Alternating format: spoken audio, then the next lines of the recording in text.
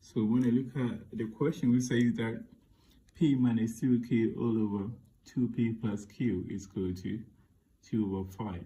Find the ratio P is to Q. Right. To solve this question, solution. We're going to write our question, and the question says that P minus 2Q all over 2P plus Q is equal to 2 over 5. Okay, so we want to find the ratio of PQ. And to do that, I think we have to have a relation for, since it is an equation, it's going to be a relation for the P and the Q. So we have to try to simplify this relation, okay? And to do so, we need to do cross multiplication and multiply these two by the 2P plus Q, and I multiply the 5 by P minus what? 2Q. So multiplying 5 by what is here? Cross multiplication, right? So we're going to have 5 times P minus what? 2Q should be equal to 2 times what? 2P plus Q, right? 2P plus Q. Okay, so once we've done this, we have this relation by cross multiplying this and that. Okay, right. So over here we're going to multiply this through, multiply 5 through the bracket. So we multiply 5 by P, we have what? 5P, and 5 by minus 2Q, we have minus 10Q, and also we multiply the 2 by 2P, we have 4P, and then 2 by the Q, we have what? 2Q, right? So having done this step, we can try to, group like terms, okay? Try to group like them. So I want to send all the P's to the left hand side of the equation and send a Q to the right hand side of the equation.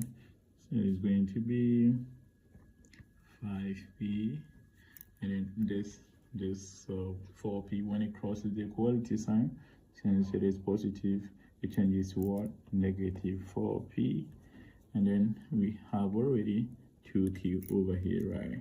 So I will be sending this minus 10Q, but since it is minus, when it crosses the equality sign, it is going to change from the minus to what?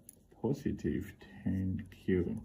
So whenever you send in a negative sign across it, an equality sign changes to positive, and when you change in a positive sign across an equality sign changes to what? Negative. 5P minus 4P is going to be left with what? P equal to, and then 2Q plus 10Q is going to give us what? 12Q. So now we have a relation between the P and the what? Q. This says that P is equal to 12Q. So, and then we have to find the ratio P is to what? Q. Now, the P is to Q means that we need 12 of P, we need 12 of Q, right? For it to be equal to 1 what? P. So in a ratio, P is to Q, it is to mean that 12P is to what? PQ is to 12 is to 1. PQ is equal to 12 is to 1, because see, P is equal to 12Q. So the ratio of P to Q over here, for the having this ratio, for the Q to be equal to P, we need to multiply the Q by what? 12, right? That is what this one means. Okay, if I have P and then Q, for the Q to be equal to P, we need to multiply the Q by 12. So to represent them in a form of a ratio, P is to Q, then it means that we have 12 is to 1.